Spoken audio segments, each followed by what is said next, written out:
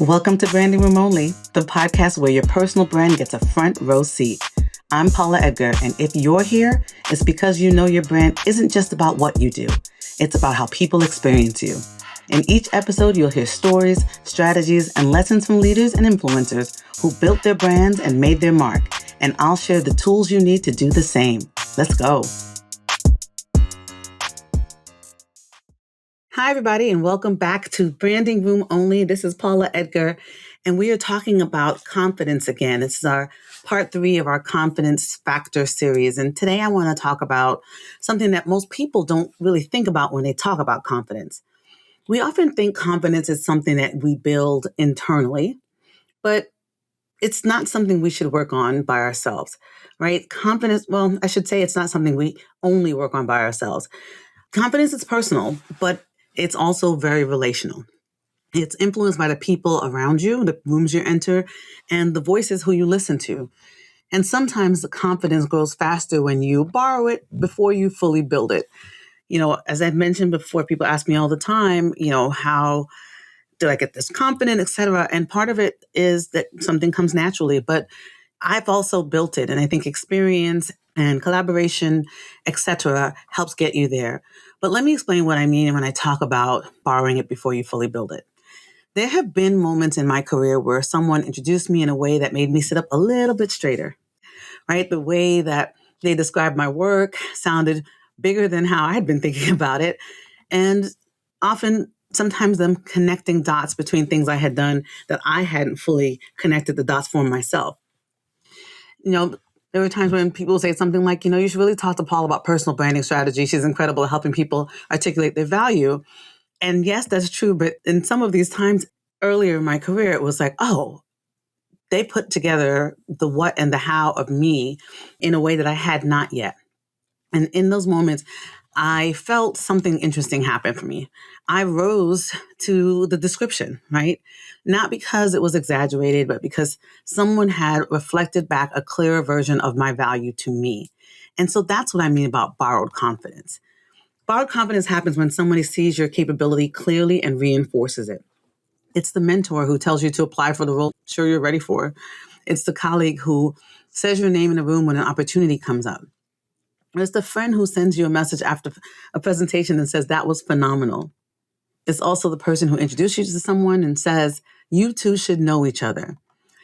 Those moments matter more than we sometimes realize, right? Because confidence, it doesn't grow in isolation. It grows in community. It grows in environments where your value is recognized and reinforced. So let me be clear about something. Borrowed confidence is a boost, but it's not a substitute. You still have to do the work. You still need to be competent. You still need to prepare. But proximity can accelerate the process. The right environment will stretch you. The right people will normalize growth. And the right introductions will create momentum for you. And I have seen this play out in so many different ways. I remember working with a professional who had incredible expertise, but had spent most of their career in one organization. They were respected internally and they were doing meaningful work, but their professional network was very narrow, right? Because they had not expanded, they had not gone outside of the places they had been in regarding work.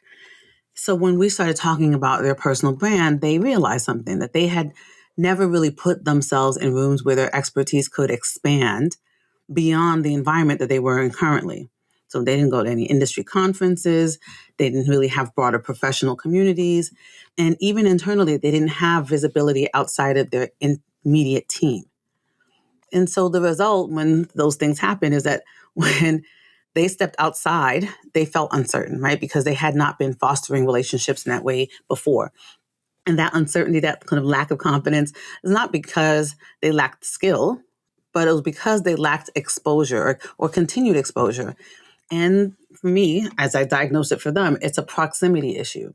Your confidence grows more when you're around people who are operating at the next level. You know how they say that you are going to be as successful as the people you keep around you? Listen, if confidence grows when you are with people who are operating at the next level, it's because you're around them, but you're not imitating them, right?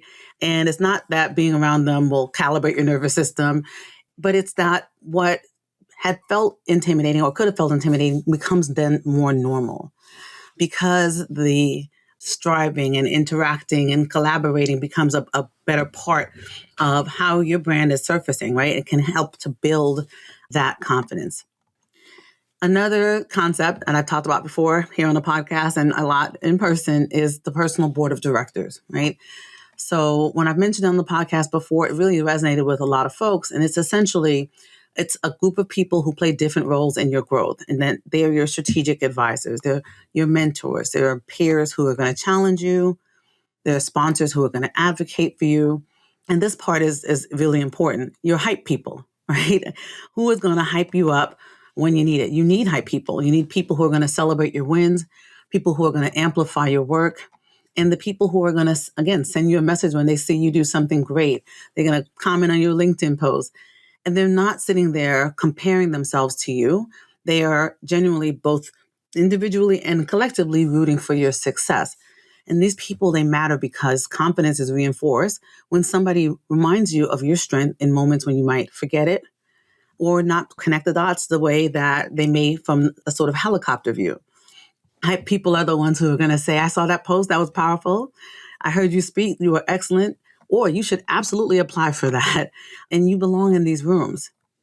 And sometimes, I would say most times, those reminders arrive exactly when you need them, right? Because even the most accomplished professionals have moments where they question themselves, right? And that's not just imposter syndrome.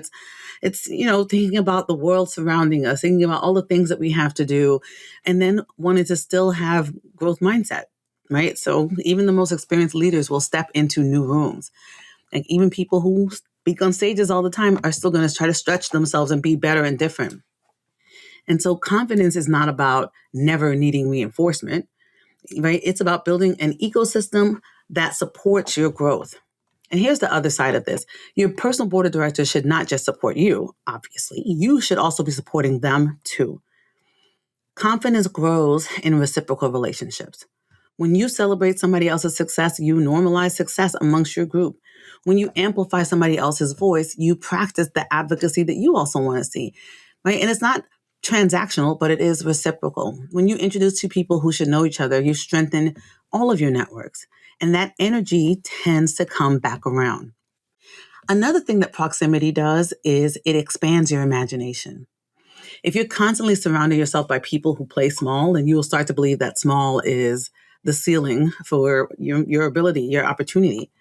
And if you're surrounded by people who stretch themselves, challenge themselves, and pursue meaningful opportunities, then you begin to see more possibilities. And it doesn't mean that you're copying somebody else's path, but it does mean your sense of what is possible tends to expand. And your confidence grows when possibility expands. And this is also where personal branding intersects with proximity. Because when your personal brand is clear, people know how to position you. They know how to introduce you. They know what opportunities to connect you to. However, if your brand is unclear, even the people who want to support you might struggle to advocate for you effectively. So your clarity gives other people the language. Your positioning gives other people the direction. And that's when borrowed confidence becomes powerful. So here's a question that I want you to think about this week. Again, who is on your personal board of directors? Who challenges you? Who advocates you? Who introduces you in rooms that matter? And of course, who are your hype people? Because building confidence is not just about mindset. It's also about environment. And sometimes the fastest way to strengthen your confidence is to spend time with people who already see your potential clearly. So with that, you have your homework for the week. I'll see you next time in the next episode of the Confidence Factor series. Until then, you're going to stand by your brand. And in fact, you're going to confidently stand by your brand. And I'll see you next time in the branding room. Bye, all. That's it for this episode. I appreciate you hanging out with me on Branding Room Only. Now, please do me a quick favor. Head over to ratethispodcast.com/branding so more people can join this conversation. And make sure to stop by paulaedgar.com/events to see what's next. Whether I'm live, online, or in person, I'd love to see you there. See you next time in the branding room. And until then, stand tall, shine bright, and always stand by your brand.